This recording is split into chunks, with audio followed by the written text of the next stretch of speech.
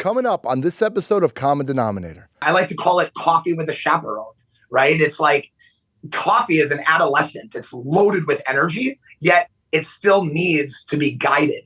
And that's where we use nootropics and amino acids and healthy fats and proteins to basically improve the quality effects that coffee can have on you. Hi, and welcome to Common Denominator, where we focus on human connection and what brings us together.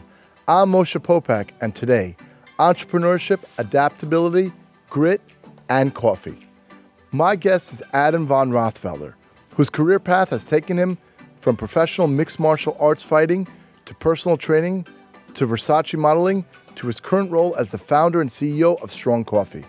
He'll share what that journey has taught him about resilience, hard work, and gratitude, and tell us how this product, Strong Coffee, fuels your mind and body for hours. Before we chat with Adam, a quick reminder that if you like the show, please subscribe and follow me on social media at @mpopack. Now, here's my conversation with Adam von Rothfelder. Enjoy. Hey, Adam. Welcome to Common Denominator. Thank you, man. Appreciate it. So, definitely love your journey. You've done a ton in your life, but I know that super important to you, and right there on your t-shirt, Strong Coffee. Tell me about the journey and why you came out with the product.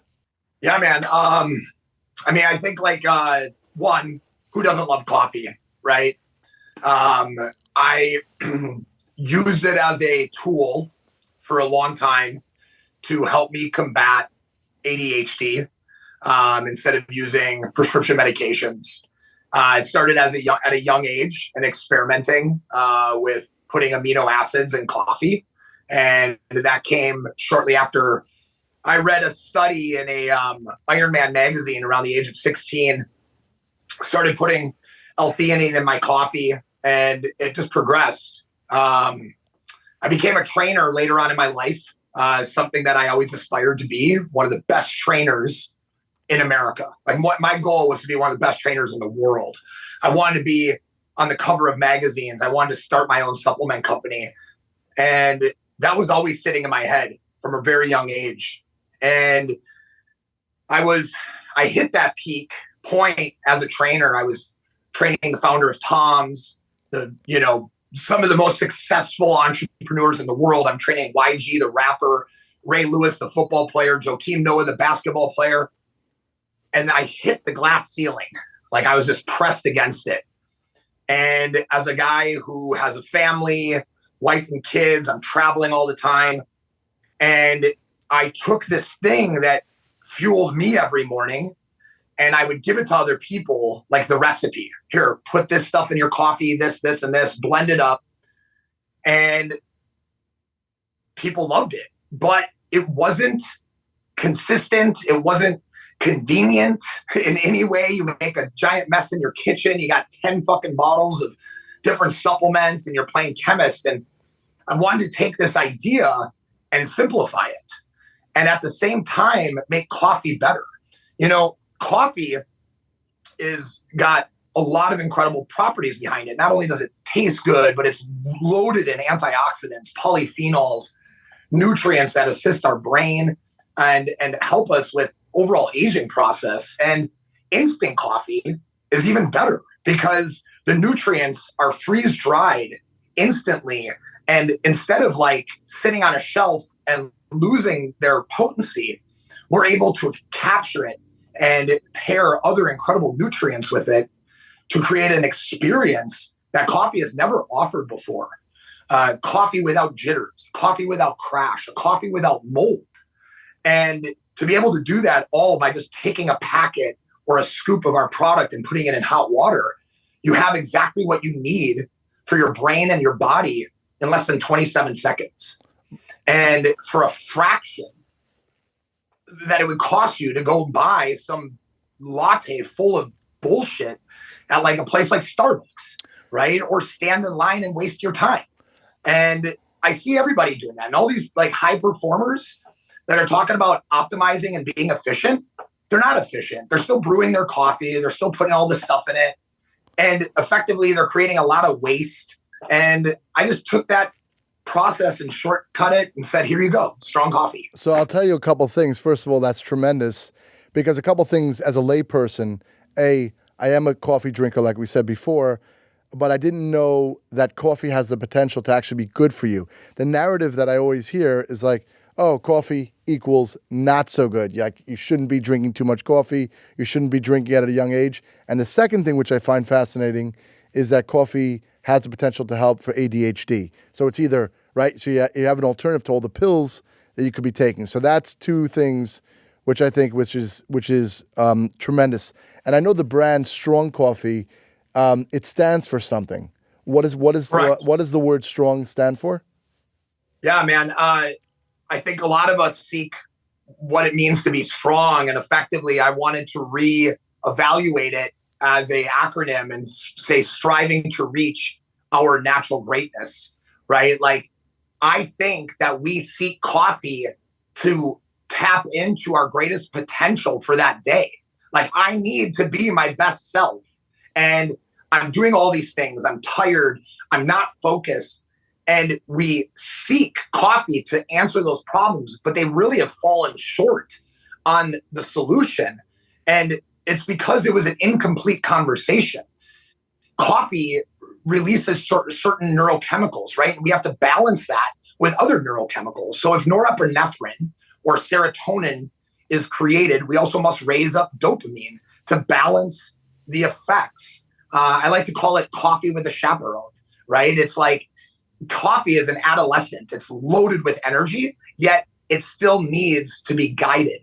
And that's where we use nootropics and amino acids and healthy fats and proteins to basically improve the quality effects that coffee can have on you. And I mean, there's so many incredible studies. I think that coffee has been really bastardized for marketing purposes, right? Like, all these other companies trying to launch a coffee alternative, when in really what we should be seeking is an alternative coffee, right? We don't need a coffee alternative. We don't need to create some unsustainable thing pulled from 1,000 different places in the world and thrown together into a bullshit product. No, it's like, coffee has been sustaining us since the 14th century.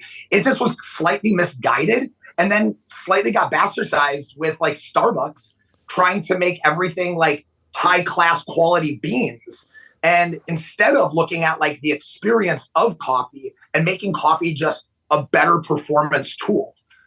I mean, really, coffee is the first supplement, right? I mean, it's like bodybuilders, cup of coffee, 2 aspirin. That was their pre-workout.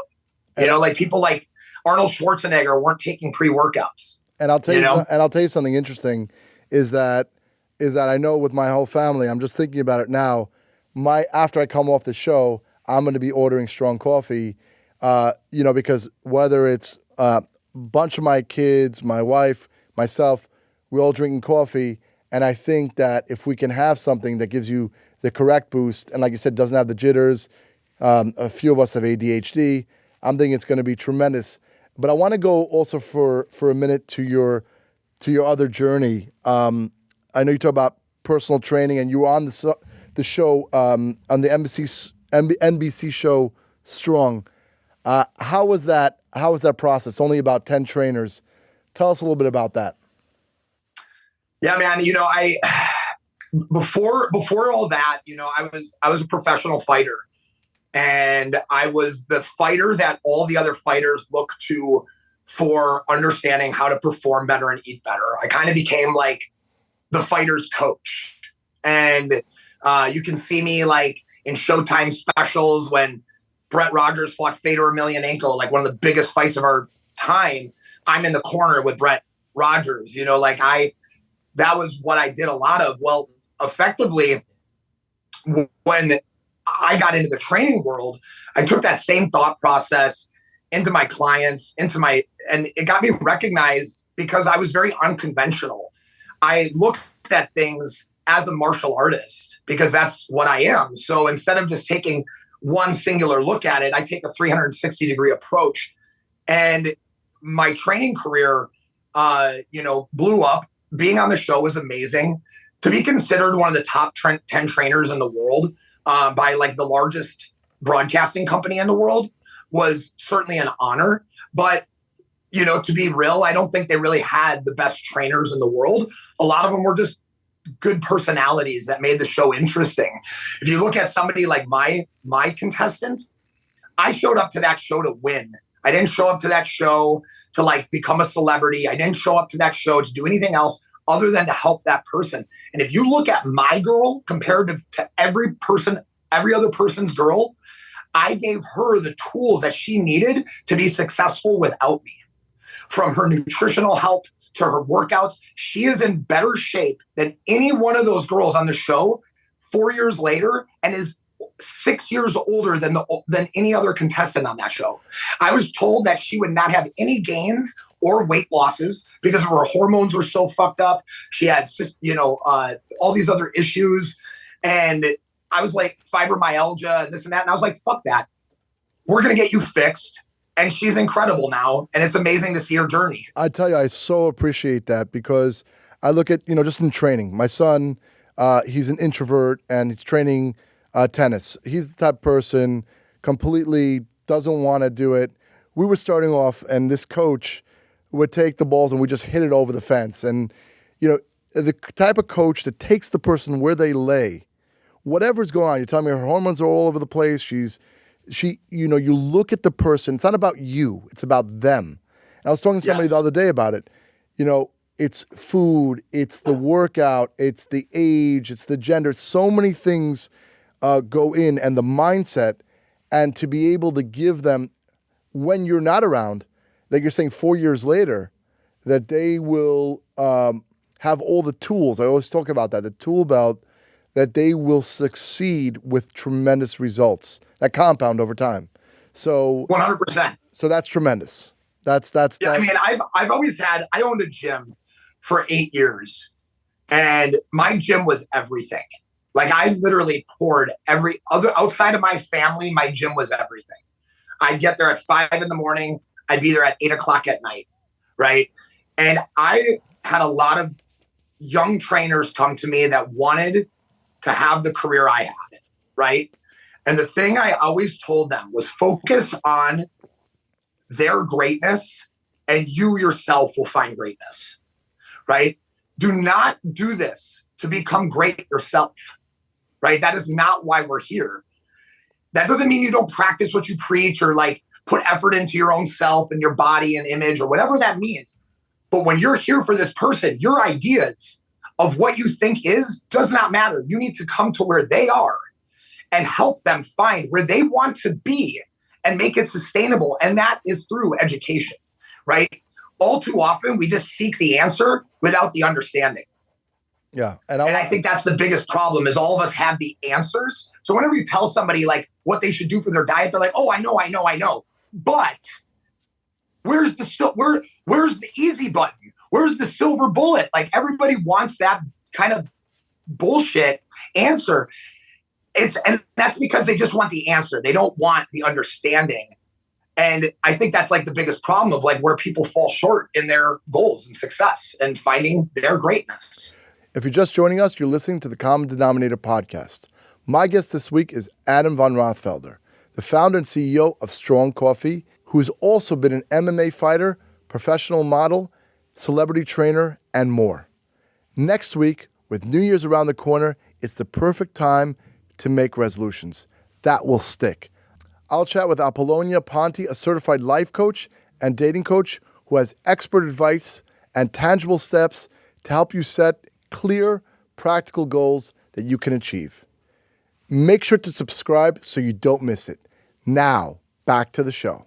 So I think also I have my 16-year-old, my 14-year-old, and we had this discussion.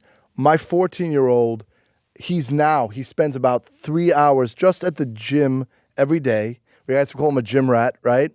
Completely. I mean, my guys are here, and they saw my son Ellie. They saw him, and they basically didn't recognize him, but something switched in his mind, and so that's what he's doing. You see the food intake and the regimen, and he's taking his personality and he's learning. So we have him, and then my other son has like the tonal, and he does like maybe a half hour, 45 minutes. He's good. He watches what he eats. What would you recommend for a teenager? which type of system? And I know you like to look at the individual person. I know you mentioned that before, but I'm just curious, like, is either of them bad or good, or you're open to that? I think that to be young is an incredible tool in your ability to gain in the gym, right? Like being young allows you to recover faster and other things. It also allows you to make more mistakes. I think it's really important, in my opinion, that as a young kid, you balance being an athlete, like stay athletic, like play a sport. Even if you don't want to play a sport, just show up for the fucking practices to develop the footwork, the skill, the transverse rotation that you don't see in conventional fitness. And then put all your effort in the gym into bodybuilding, right? Like, don't train like an athlete per se as you get young, like, just in my opinion, because I believe that at a young age, you need to be better about understanding isolated movements and body mechanics. And if we constantly train like an athlete, I believe we actually lose our athletic potential, right? So it's kind of like a basketball player.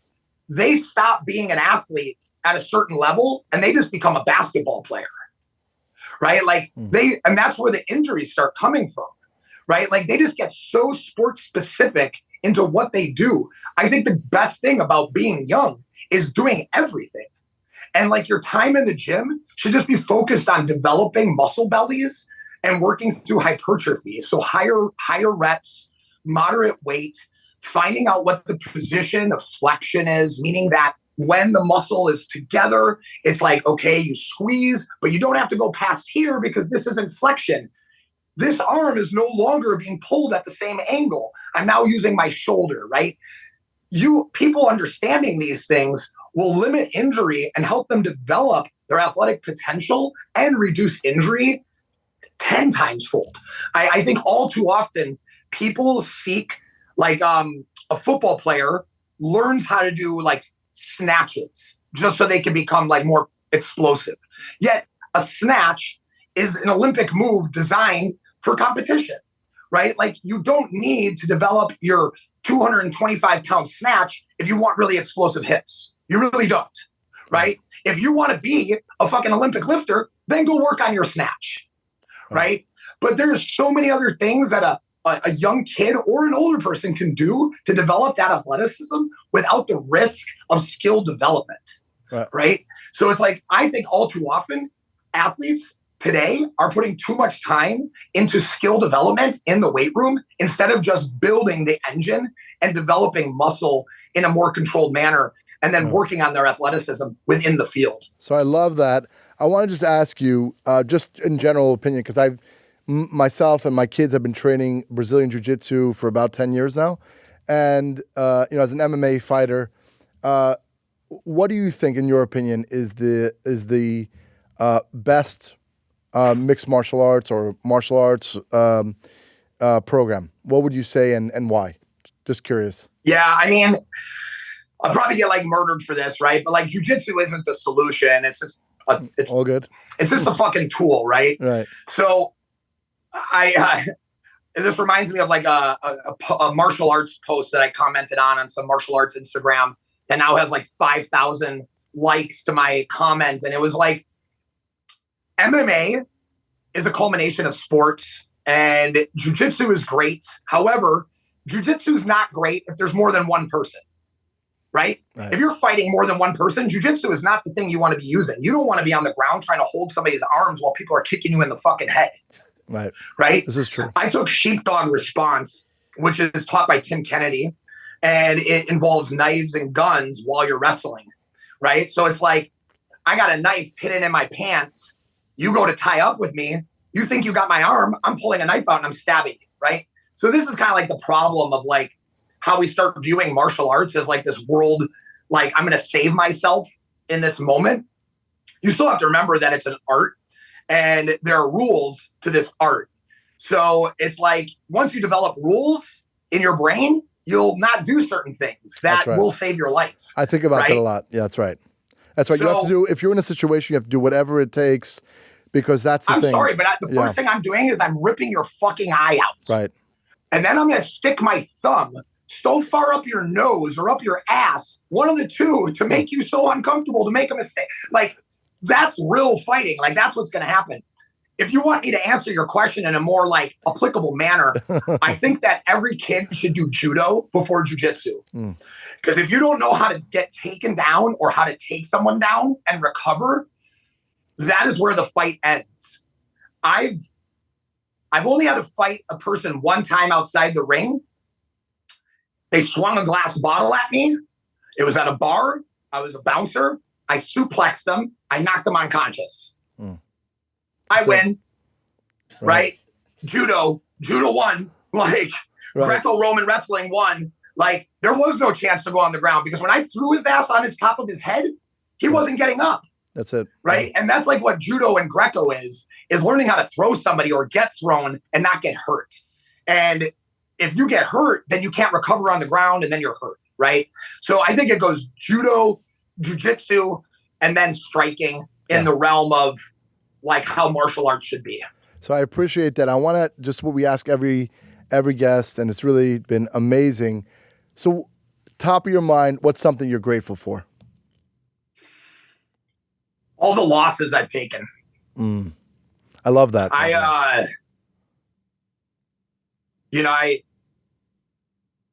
would not be here today if I didn't lose my brother or my dad. You know, I wouldn't be here if I would have lost on that TV show. You know, I fractured my tibia, which is why I was not able to keep competing. I wouldn't have been here if I didn't lose my gym to a shitty business partner who was stealing, and you know, all these things. These losses gave me greater insight at what it is that I'm truly meant on this earth for, and what what's inside of me that truly matters versus what's on the outside and what's going around. I want to just point out, if the listeners are hearing your passion, it really, really speaks to me because I want everybody to hear exactly what you said, meaning the whole meaning and purpose of life is coming from those losses and then what you do with it. It's not like poor me victimhood. It's I see it, I know it, and I'm going to take it and create passion from it, and I'm going to use it to move forward. And that's where that whole meaning and purpose. So I appreciate that. And just one other question, which we ask everybody, is what's something about you that nobody knows?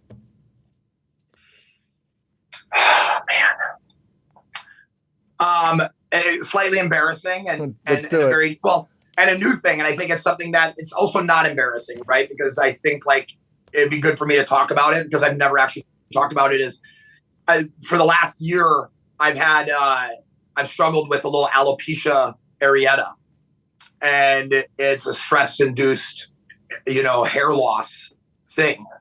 Strong Coffee grew 5 times the size in 1 year without any capital infusion or new employees, and went from doing 700,000 to 3 million. And the amount of stress that is put on me to not only be able to do that once, but to be able to keep doing it and to navigate, the issues that we have socially and economically that are going on right now. It's why my hair is bleach blonde, right? Because like I have like a little spot here and a little spot here that like people commented on, because they thought like my barber messed up, and like nicked my head. But it's like, no, I'm actually like, I like lost like pieces of hair and they've grown back because I've like learned how to reduce my stress a little bit and how I internalize it. But I'm only stressed out because I fucking care so much. Yep. Right. I'm so passionate about what I do, and not winning, but helping other people win. Like I can't allow Strong Coffee to fail because there's thousands of people that drink it every day that love it and rely on it. And if I can't show up tomorrow and keep doing the same thing, like that like I can feel that inside. And I think that anybody that's going through anything like this, stress, health issues, take control of it and do not allow it to affect your life in a way that it makes you second guess what it is you're doing. Right. So I want to say thank you so much. Really. I feel like a blood brother here. This is everything I'm about, and I'm so glad you came on as a guest. How can people learn more about Strong Coffee and learn more about you? Yeah, my Instagram is at Von Rothfelder. It's my last name. You don't have to sprechen Sie Deutsch to know it. It's just, Von Rothfelder. And then follow us at Strong Coffee Company. I tell everybody company is important because it's what you keep, right? So Strong Coffee Company, do not allow the imitators to get you. We are the only one. And follow us at Strong Coffee Company. Check us out, strongcoffeecompany.com. And check us out at our events. We do a lot of events. I love serving coffee. I could hide behind a computer like 98% of all other influencer CEOs. But instead, I go to every event and I shake thousands of people's hands because effectively, in the end, my job is to put coffee in hands. Yeah, I love it. And I want to say thank you so much. It's really been great. Hope you enjoyed my conversation with Adam. Next week, I'll speak with certified life coach and dating coach Apollonia Ponti. Whether you're looking to make a New Year's resolution that will stick or just want to make some significant changes in your life, Apollonia will offer the expert blueprint to get it done. Please subscribe to the show so you don't miss an episode, and follow me on social media at @mpopack. Have a great day, and I'll talk to you again soon.